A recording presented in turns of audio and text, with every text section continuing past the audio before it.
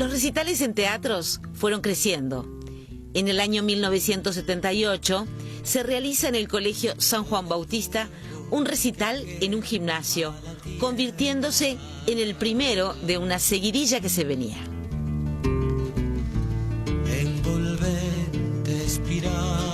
Uno de los primeros espectáculos masivos grandes fue en el Colegio San Juan Bautista, en donde aquí también hay quienes fueron parte fundamental en toda la historia del canto popular, que son los estudiantes, o sea, los grupos de viaje.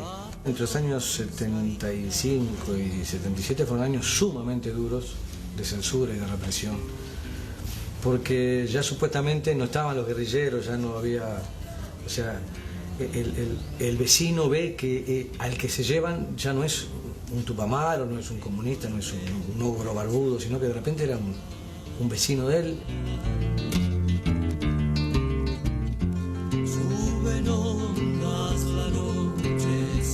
Al no tener la gente otras posibilidades de vincularse, lo hacía a través de los recitales de música, que cumplían el papel de suplantar los encuentros políticos. Vos no tenías dónde reunirte. Si iban tres por la calle, capaz que te paraban y te llevaban a investigar primero, te llevaban a ver qué hacías vos con dos tipos más. Uno, bueno, se había acostumbrado a vivir así, a tener esas precauciones. Y la gente tenía también su reserva de ir y de juntarse para hacer tal cosa. Entonces fue todo muy a la uruguaya, muy cauteloso, ¿no? También estaban contigo toda la cana, ¿no? Porque cada acto que había gente de la cana mirando, escuchando. Unas veces me siento como pobre colina y otras... Uno lo hacía con gusto, ¿no? Sabiendo incluso que estaba más protegido que la persona que salía a hacer una pintada de noche o a tirar volantes. El hecho de haber sido golpeados todos igual aglutinó a la música popular. Y ahí fue la clave donde creo que el canto popular fue fundamental, porque fue la actividad que más juntó a la gente. Cuando ellos ven que se les va de la mano, que se les juntan 3.000 personas en un colegio en el San Juan Bautista, y muchos estudiantes, y que determinadas canciones generaban respuesta de contestataria, ¿no? Empiezan a tratar de disuadir de que se sigan. Entonces, ¿cómo? Bueno, hay que pedir permiso para hacer estas actividades. Lo curioso era que estábamos haciendo un espectáculo ese, y yo quiero cantártelos en el Teatro del Centro, y después íbamos yo que sé, al Palacio Peñarol o a cualquier otro lugar, a la Asociación Cristiana, que también se hacían espectáculos, y ahí era prohibido Washington, en esos lugares. Y estábamos haciendo en el Teatro del Centro, saliendo en los diarios y todo, y ahí no... Una cosa rarísima. Pero una vez una de las explicaciones que me dieron era que nombrarme a mí era recordar a Cita Rosa, a Biglietti, a Roseli Mareña. Pero el más gracioso de todo fue uno que, me acuerdo, mis gurises eran muy chiquitas y fueron corriendo a atender la puerta de golpear y volvieron pálidos. Dice, papá, te busca la policía. Eran 3 policías. Entonces me entregan un papel, me dice, mire lo que dice ahí, ¿no? Escrito parecían los picapiedras. Bajo apercibimiento de ser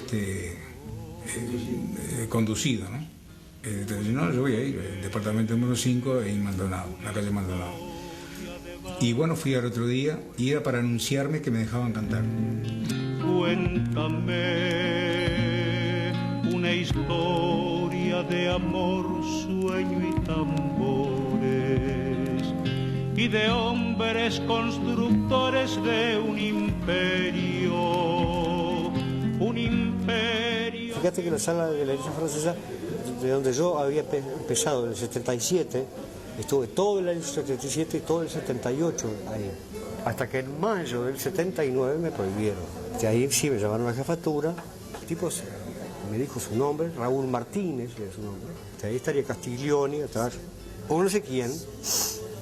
Era jefatura esto, ¿no? Había una linda placa así en la pared, una inmensa placa, en honor a Dan Antore Mitrione, mártir y héroe, ejemplar padre de familia, todo. Un torturador sin nombre, ¿no? Yo nunca estuve de acuerdo con que lo mataran, tampoco estoy de acuerdo con lo que él hacía.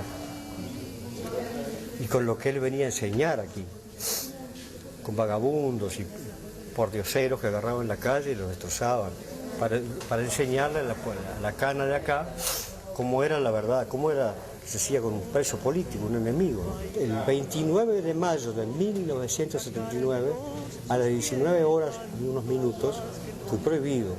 Yo te puedo decir que en mi caso sí, me robaron la juventud.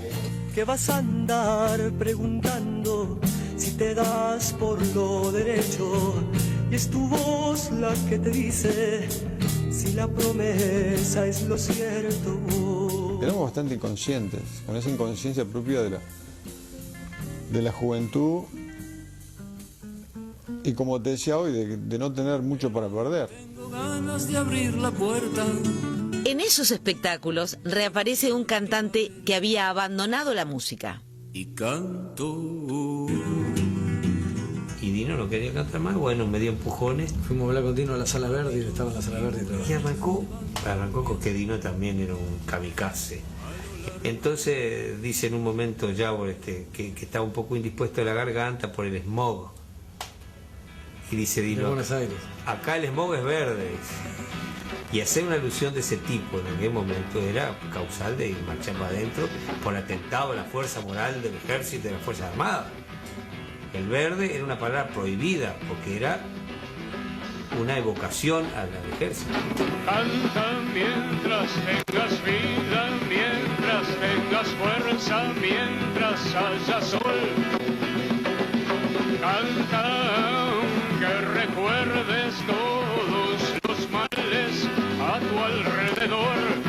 Y resulta que me pongo a cantar las canciones de Viento del Sur, por ejemplo, y los gurises las sabían.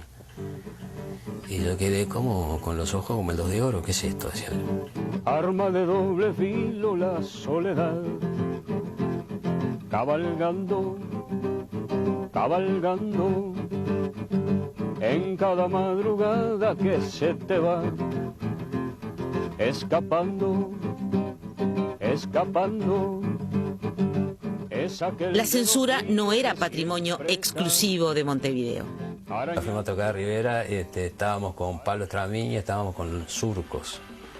4 o 5 horas antes, Tabaré Aguirre y yo fuimos excluidos. Pero, dijo Eliseo Piedra, pero resulta que uno de los compañeros pasó por Sondor y se trajo el último disco del Dino. Y acá no dice que no se pueda pasar el disco del Dino. Y puso el disco del Dino, la gente aplaudiendo un disco. ¿Entendés? Y el milico bufaba, entraba y salía a los portazos. Bueno, después Eliseo Piedra quedó en cana. Mira, ahora muere un hombre ignorando la causa de su viaje final.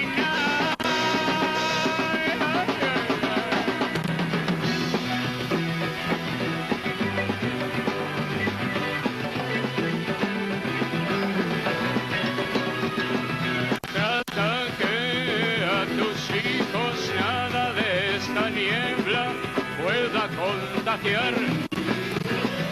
Cuida que su alma sea clara y humilde, buena y leal. Piensa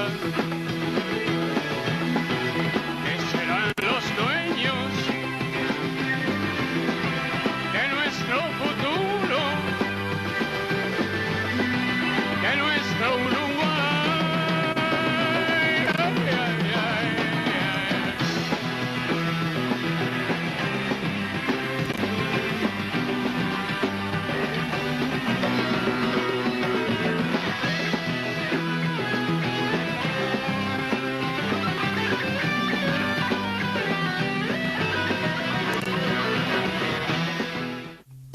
Recital que generó diferencias hacia adentro de la música popular uruguaya. El mismo día se planteaban 2 recitales, todos al estadio, en el Estadio Centenario, y todos al Estadio Güelfi, en el Palacio Gastón Güelfi. Jorge Lazaroff, que fue uno de los promotores de esta idea, veníamos conversando hacía tiempo sobre la necesidad de crear un espectáculo que permitiera una asociación civil de la música popular. Hicimos unas cuantas reuniones y un número importante de artistas populares se sumó a esta propuesta. En paralelo y enfrentado a nuestro proyecto, había un proyecto que surgió desde un programa en Radio Rural que se llamaba Canto Nacional, enfrentado a esto que era, digamos, el canto popular frente al canto nacional, y liderada por un productor y locutor, un hombre con notoria vinculación al canto folclórico, que es Juan Carlos López. No era ni un enemigo, ni era un adversario, pero objetivamente estaba disputando la atención en los medios de estas dos iniciativas que se iban a realizar prácticamente de forma paralela. Eso era la línea de Araujo y de algunos programas dentro de la 30 que se plegaban a ella, como el programa de Benavides. Que en el fracasado acto del Estadio Centenario se alió con Lopecito para generar un contraacto, es decir, para debilitar eso. Cosa que fue utilizado por los servicios de inteligencia. Al final prohibieron el del Estadio Centenario, pero también después les prohibieron el otro. Se plantearon dos espectáculos medio a la par, dentro de lo que podríamos llamar dos grupos. Hay que pensar en el Frente Amplio hoy, y ustedes observen cómo dentro del Frente Amplio hay sectores que podríamos decir que no tienen nada o muy poco en común. Se estaba contra de pronto la dictadura, pero en determinados lineamientos un grupo y con determinados lineamientos otro. Y ahí se fue creando una escisión, que es lo que yo de alguna manera opinaba. Y en cuanto a esos problemas de divisiones, bueno, pienso que los habrá, que está bien que existan. Me interesaría sí que en el fondo hubiera divisiones, pero con la comprensión de que el otro que no hace lo que tú haces, está bien que lo haga.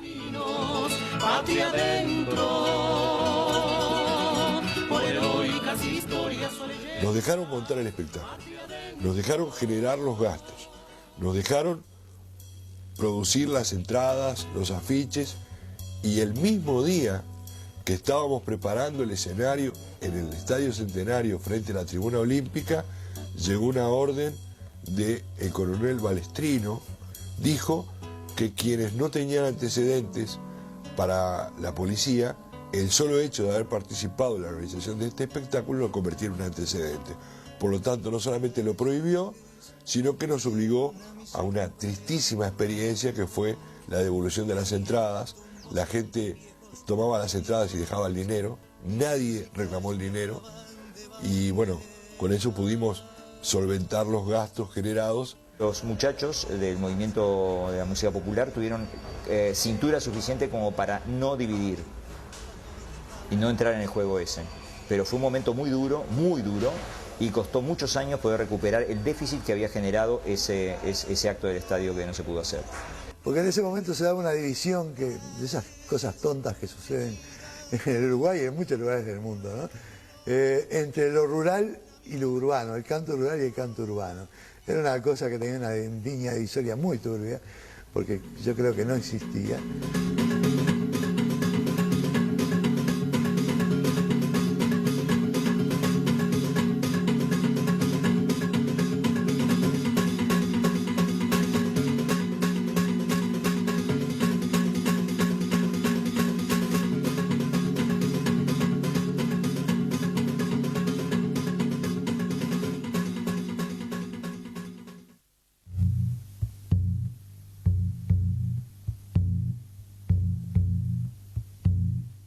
En 1979 surgió una canción que se transformó en un himno de la lucha contra la dictadura.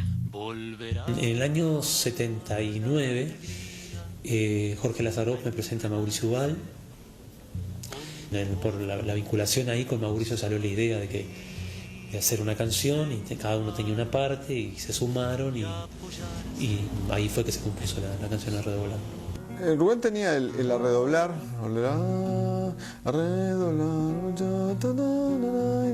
eso ya lo tenía él. Era una imagen de un camión que iba por los barrios, me acuerdo. Y yo tenía el volverá.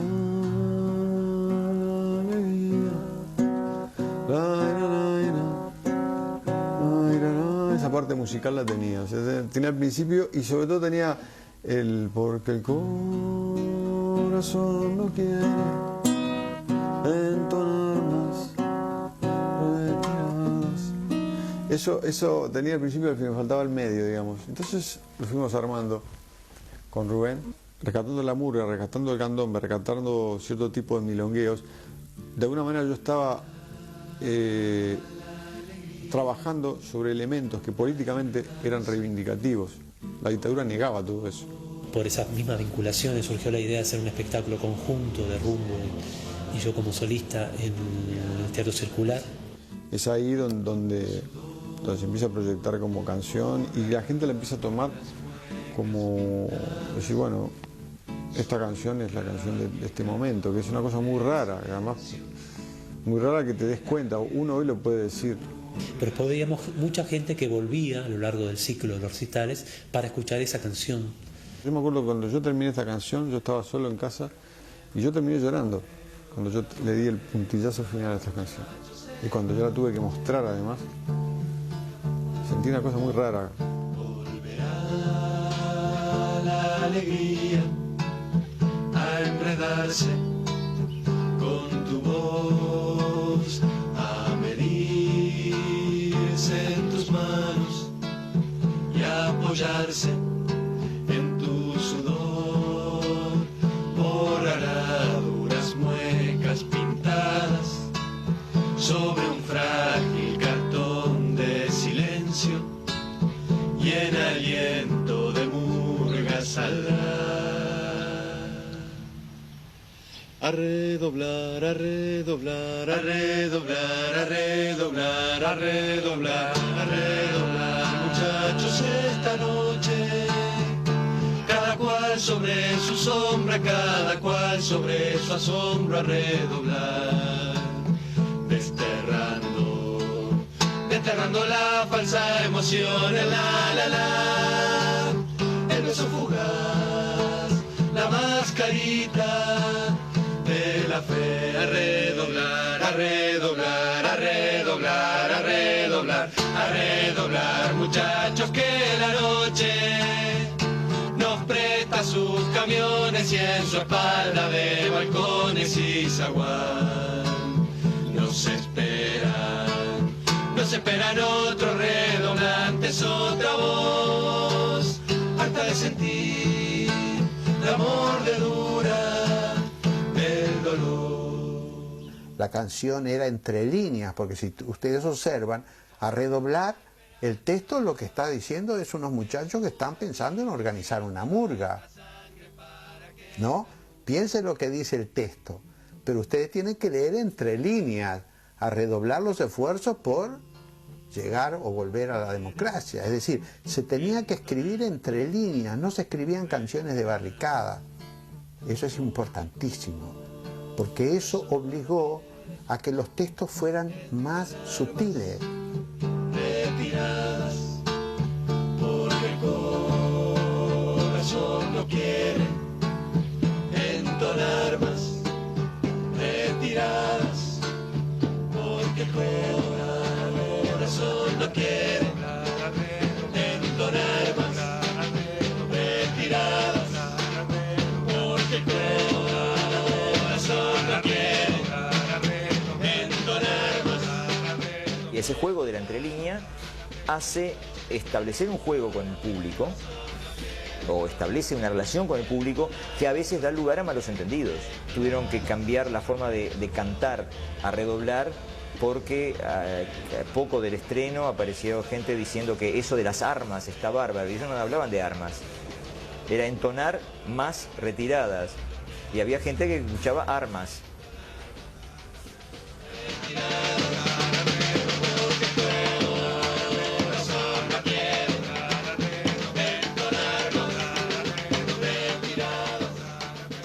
Arreola se transformó en un himno de resistencia espontáneamente, fue tomado por la gente como himno de resistencia. No sé si tuvo una incidencia en el plebiscito, sobre todo porque el plebiscito fue suficientemente misterioso en cuanto a que el resultado fue imprevisto y fue desobedeciendo. Estuve como 7 o 8 meses fuera del país y cuando volví la canción la había tomado la 30, la CX30, y Araujo la pasaba cada vez que hablaba. Y cuando yo vuelvo, en agosto, septiembre del 81, era una cosa impresionante, la dimensión que había cobrado, ¿no? La 30, que en ese sentido fue la radio clave, ¿no? El director del mismo, Germán Araujo, fue un hombre jugado absolutamente contra la dictadura y consiguió reunir una cantidad excepcional de periodistas que hacían realmente programas muy importantes. Es muy lindo que se haya convertido en el himno que se convirtió, ¿verdad? Echa por tierra la otra teoría de que hay que hacer cosas bajas y cosas de bajo nivel para que todo el mundo las entienda, ¿no? Acá tenés el ejemplo de lo contrario. Una canción de alto nivel poético y musical logra convertirse en un himno general.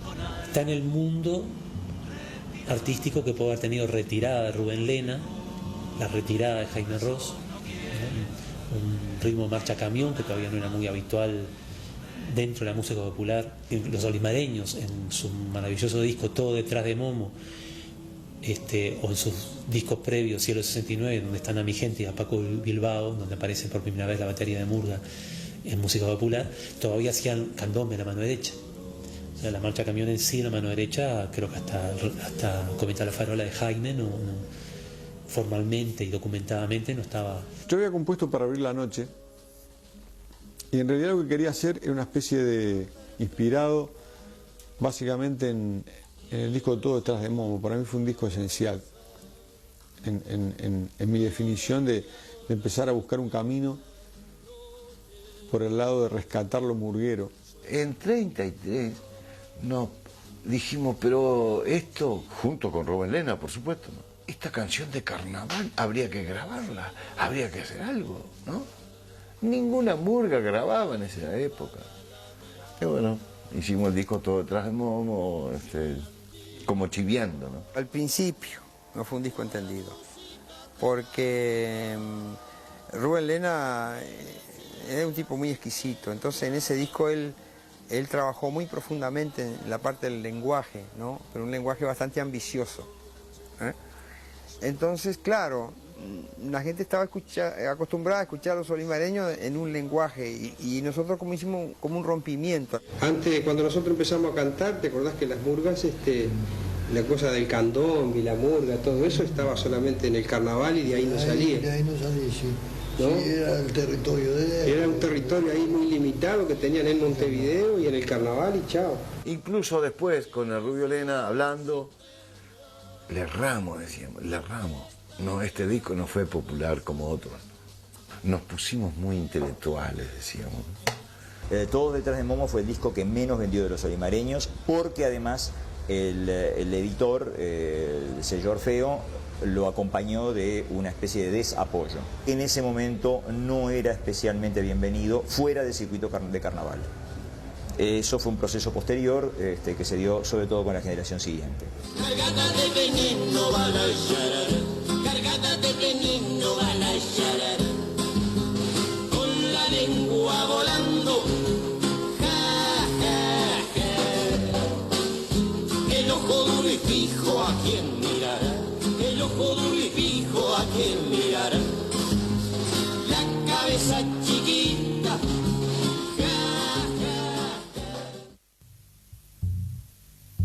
El año 1980 generó un punto de inflexión en la sociedad uruguaya. En el mes de noviembre, los militares convocaban a un plebiscito con el cual pretendían permanecer en el poder votando sí. El Partido Nacional y el Partido Colorado se dividían entre las dos opciones. La alegría a enredarse con tu voz, a medirse hundirse en tus manos y apoyarse en tu sudor. El sí ganaba todas las encuestas y copaba los medios de comunicación. Sobre un frágil cartón de silencio. 3 días antes de la elección, los diarios hablaban de un rebrote tupamaro y una operación sediciosa en Uruguay.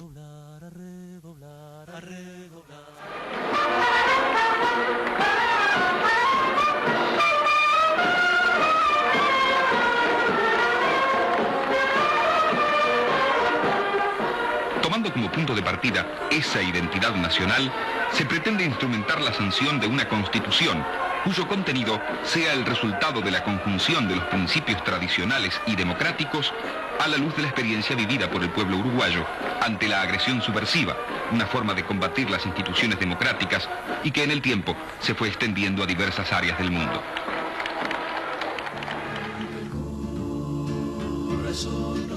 El pueblo uruguayo se despertó con una sorpresa. El no había ganado con un 57% de los votos.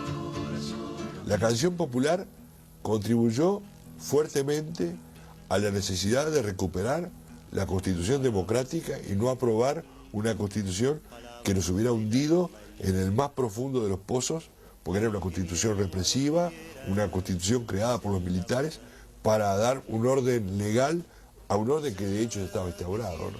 Tiene que quedar muy claro para las generaciones que no vivieron esto, para entender cómo la gente se ingeniaba para expresarse. Vos imaginate un día de sol que venía y te prendía los limpiaparabrisas del auto para decir no, ¿no? Era para decir no, porque no teníamos espacio en los medios. En los espectáculos, por ejemplo, se había dado por ponente muy negativo. O sea, le decías que no cada rato. Bueno, ahora vamos a cantar, no, esa no. Podíamos venir las cosas que decían noviembre, me acuerdo. Un no grande que decía noviembre. Calles que añejan, no sepultan esperanzas, me quieren despertar doliendo y yo porfiado les devuelvo sueño. Al principio nadie se la esperaba y después la disfrutabas, pero muy callado, porque no sabías tampoco quién tenías mucho alrededor, ¿me entendés? Era una cosa virtual, que vos venías, eres Carlos, él es José, él es Mauricio. Los apellidos no importaban y vos no lo preguntabas, porque a veces era mejor no saber quién era. Porque además tampoco tenías mucha idea de qué iba a pasar en el futuro, de qué iba a pasar el mes siguiente. Todo lo que habían armado se les caía por una cosa que ellos mismos habían armado. Los espectáculos y la comunicación entre líneas seguían surgiendo. Tendrías que llegar como la noche a ocupar todo el aire de mi casa. Tendrías que caer como la sombra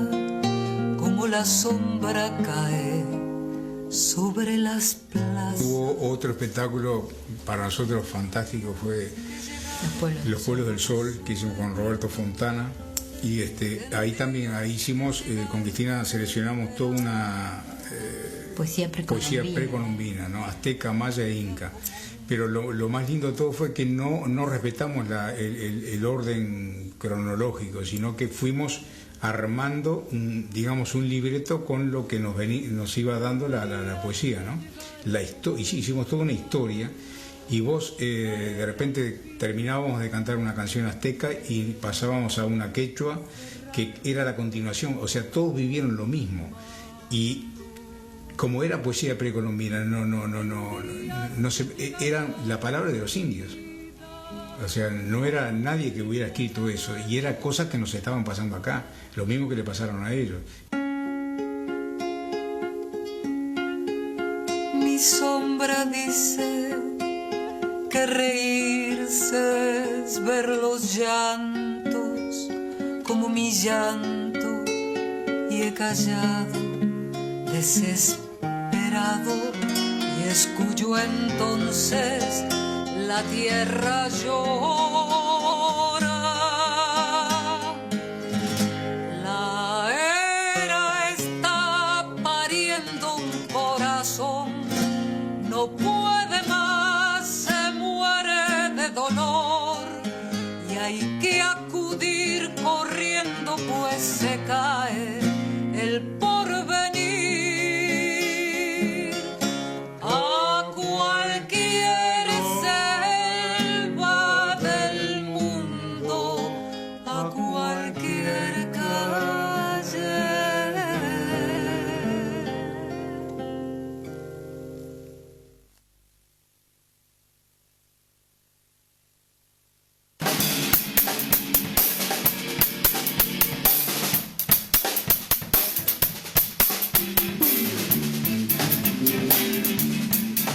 1981 se produce una importante reunión de músicos en Montevideo que hasta ese momento se encontraban fuera del país.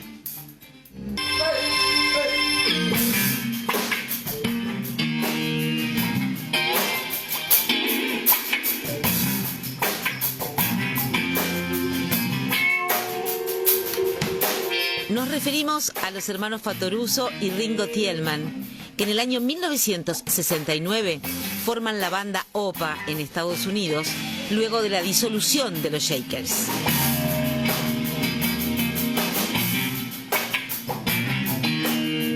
Ringo Tielman, que estaba ya viviendo en Estados Unidos hace bastante tiempo, estaba tocando piano en un boliche. Ahí fuimos con Osvaldo. Agosto del 69. Llegamos a New York cuando Woodstock, exactamente. Viajamos con una amiga en el avión que nos decía, che, hay un festival que dura 3 días. ¿Cómo 3 días? Sí, dura 3 días, pero ¿dónde es? No, es todo el día y es así en una chacra gigantesca. ¿Y dónde duermen? Y no sé, ahí, dormimos ahí. ¿No quieren venir? ¿Pero cómo? Un festival que dura 3 días. Eso era Woodstock. Llegamos el 9 de agosto del 69. No fuimos a Woodstock de miedo, nos dio miedo.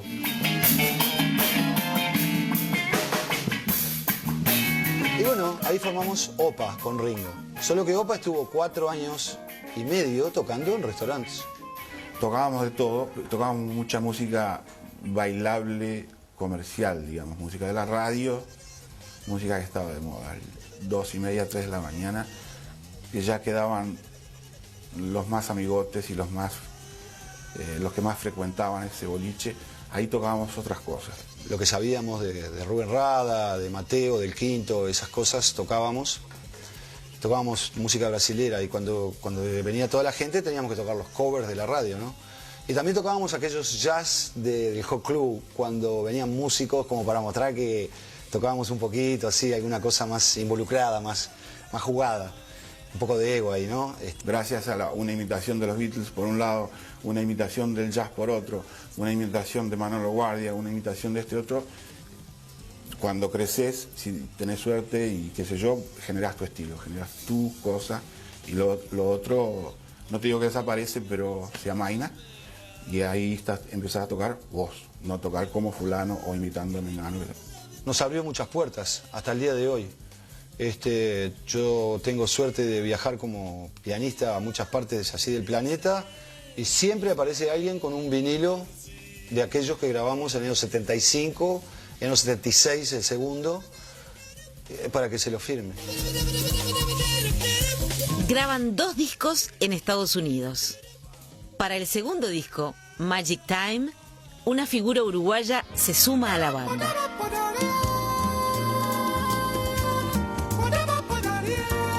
Tuvimos la suertísima suerte de que Rada, que estaba viviendo en esa época en Suiza y en Alemania, decidió venir un tiempo ahí a Estados Unidos y eso fue un plus muy importante porque no solamente por la composición de él, pero la presencia de él y el canto de él y la percusión de él, ¿no? Rada, la locura de Rada, para el que lo conoce, estar cerca de Rada es una fiesta siempre.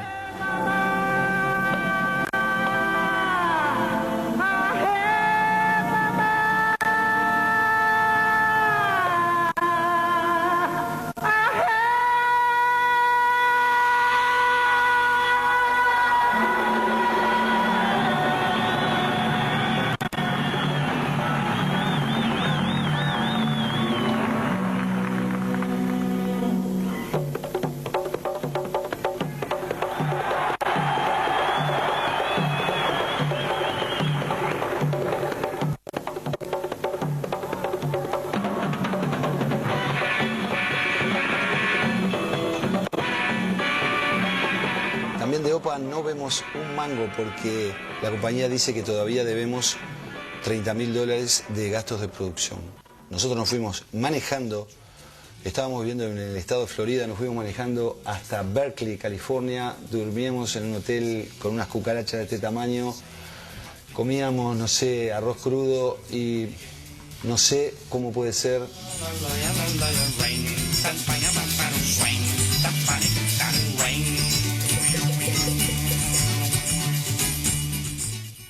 En 1981 deciden volver a Uruguay. Hacen 2 recitales en Buenos Aires y otros 2 en Montevideo. La primera sorpresa fue que estaba todo vendido, todo, las 2 noches, y dejaron gente entrar y sentarse en los pasillos, así que bueno. Pero la gran sorpresa fue también de que para la primera noche llegaba Jaime Ross de Holanda, y él vino directo desde el aeropuerto de Carrasco al Cine Plaza. Y vino y le invitamos y tocó 2 temas. Yo llegué a las 6 de la tarde, llegué a las 7 de la tarde a casa de mi madre, que no la veía hace 4 años. Me dio un abrazo, un beso, me dijo, ¿querés un churrasquito? Y yo dije, sí, mamá. Y me dice, ¿sabés que en el Plaza a las 9 está el Triopa? Terminé el churrasquito y le dije, mamá, después hablamos. Me tomé un ómnibus y llegué a las 6 de la tarde, a las 9 estaba en el camarín dándole un abrazo a Hugo Fattoruso. Estaba Mateo, Rada, Hugo, Osvaldo. Eran mis dioses, y esas 2 canciones que toqué con ellos fue como tocar el paraíso, el auténtico sueño del pibe. Cuando me dicen cuál fue el momento más importante arriba en el escenario, ese. Y también tocó Eduardo Mateo, fue alucinante su participación, como siempre, Eduardo. Y también tocó Jorginho. Y también fue increíble porque tocó gente de las cuerdas de Ancina y gente de la cuerda de Cuareim. Entonces eso es una gran satisfacción porque se reunió todo, y Rubén cantando, y bueno, en fin. Hicieron 2 discos, que fue el Golden Wish y el Magic Time, donde a mí me destaparon el coco, así, entendí todo. Y yo me sentía capacitado para poner 3 tambores, yo quería tocar con 3 tambores, y yo decía, acá te faltan los tambores nada más. Y bueno, cuando vino Opa, chao, así se me dio. Para nosotros era mágico y era un pequeño sueño que se te cumple. Pero lo importante era juntarse con la gente de nuevo, juntarse con los tambores de nuevo, juntarse con la música de acá de nuevo y con el público de acá. Era muy increíble. Porque fue muy lindo el recibimiento que le hicimos a ellos en el sótano de Pirucho, y las personas que participamos ahí, era yo que era de acá del Barrio Sur, estaba Jorginho, después estaba el Lito, que era de los 2 lados, el Lito cabeza de chapa le decíamos, que tocaba repique, y después estaba Palo Bombo, estaba Gustavo, estuvo Lurón, y fue una fiesta, una reunión, y Jorginho empezó a tocar la guitarra y yo lo acompañaba con el bajo, y el Lito, y el Palo, y todo, y se encontraron con lo más barroco que había. Ellos venían de tocar con Colinos, Paz no sé cuánto, y Plas, Plin, Chamberlain, y no sé cuántos nombres, y entraron ahí a ese sótano y flayaron, ¿viste? Quedaron. Esto mismo era lo que les faltaba a ellos, ¿viste? La mezcla con el barrio, con los tambores, con lo que ellos habían dejado sin disfrutar prácticamente, porque se fueron siendo Jakers, unos guachos, prácticamente que no tenían aquella paliza de tambores que ellos necesitaban, y bueno, se llevaron flor de paliza en el sótano y lo disfrutamos todos. Éramos un entrevero del sur y Palermo y tocamos ahí. Eso fue lo bueno, pero lo bueno fue tocar todos. 10 tambores con Opa, creo que fue esa única vez.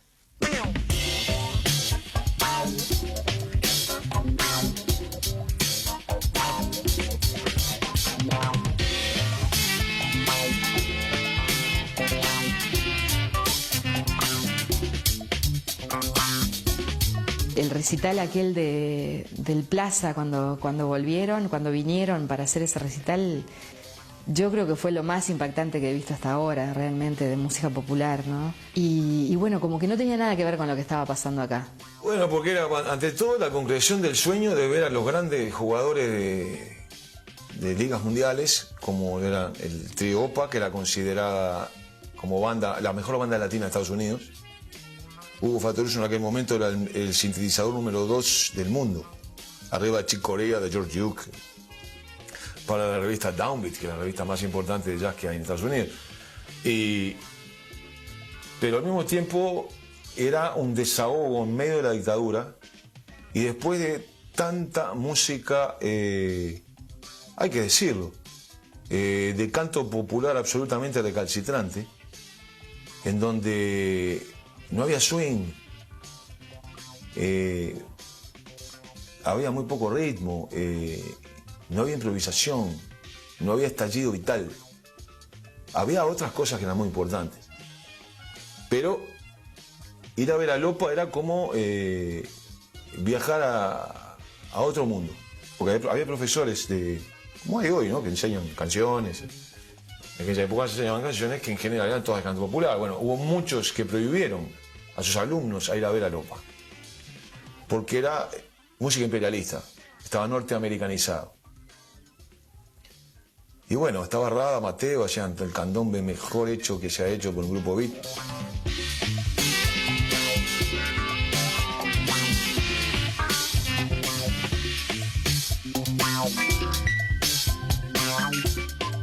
Cuando terminó el recital, nos fuimos todos al bar San Antonio, que ya no existe, ahí en San José y Andes. Y gente que se encontraba después de tanto tiempo arriba de un escenario y bueno, y ese encuentro entre el candombe y original con la música esa impresionante que hacía Opa, y fuimos a un bar a festejar. Y estaba lleno de gente en la vereda y adentro. Entonces decía, mirá que los van a llevar en cana, que no se puede. Nosotros decíamos, no pasa nada. Fuimos todos en cana, todos. Por la época que estamos viviendo, era una época que en la calle había mucho milico y mucho alcahuete. Cercaron todo. Decía, bueno, vamos, de a tres. Y no se movía nadie, se quedaba todo el mundo así, haciéndose el fesa, ¿viste? Como si... Decía, no importa, decía el primer policía ahí, no importa quién salga primero o quién se queda, porque van a ir todos, vayan saliendo de a tres y vayan entrando los coches, por favor. Ellos entendieron de que esa alegría se debía al consumo de droga. Nos revisaron a todos, nadie tenía nada, pero igual no se convencieron y fuimos presos. Estuvimos hasta el otro día, como a las 3 de la tarde. Estábamos tocando, decían, mirá que no se puede tocar. Tocábamos así con tontones, tocaban candombe, el hurón, estaba el lobo. Fuimos todos en cana, pero no pasó nada. Ahí no hubo ninguna alusión a ningún corriente de política, ninguna orientación política de nada. No hubo tampoco ninguna alusión a nadie, nada. Solo música. Demasiadas notas capaz que hicimos ese día y fuimos presos por eso, exceso de notas había, nada más. Entonces habría que ponerlo en el libro de Guinness. Fueron presos 300 personas por exceso de notas, nada más.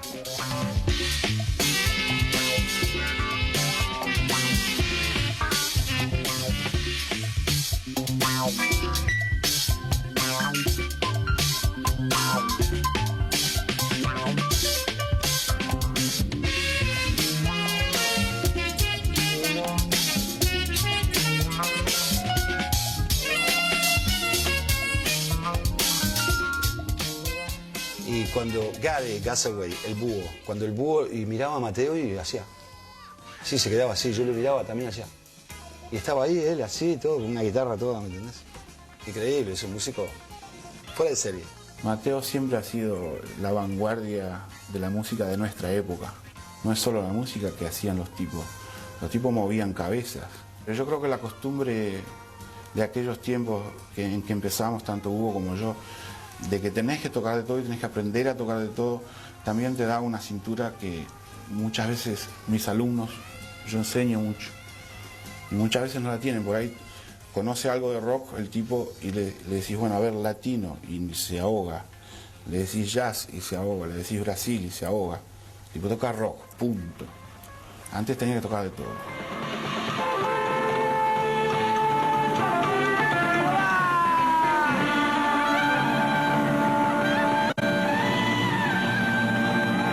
Fui purista, ni de un estilo ni del otro. Tocamos siempre fusión y más fusión. ¿Está? Porque mismo si yo grabo un candombe con el piano, eso ya es fusión, porque el candombe son los tambores que hablan los tambores. Chao, se terminó. Al ya entrar un instrumento,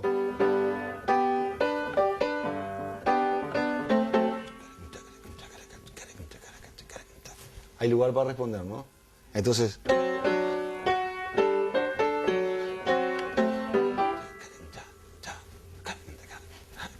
Y ahí va.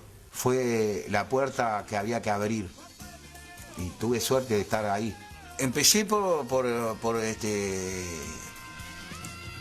por usar lo que era el instrumento del momento. En ese momento se usaban las tumbadoras como instrumento de percusión y para representar el candombe. Después me di cuenta de que estábamos teniendo una carencia y un debe muy grosero con el candombe, que era no usar sus tambores originales. Y bueno, mi inquietud hacia los artistas que yo estaba trabajando del medio fue exigir dentro de lo posible que los tambores fueran incorporados, y ahí empezamos a tocar como representación artística del candombe, a usar los tambores chico, repique y piano, con artistas como Rubén Rada, los hermanos Fatoruso, Jaime Ro. Las lonjas y los africanos es una cosa. Nosotros, los blancos, tocamos músicas con ritmo de candombe. Cuento también con ellos, para cuando toco con ellos voy en coche.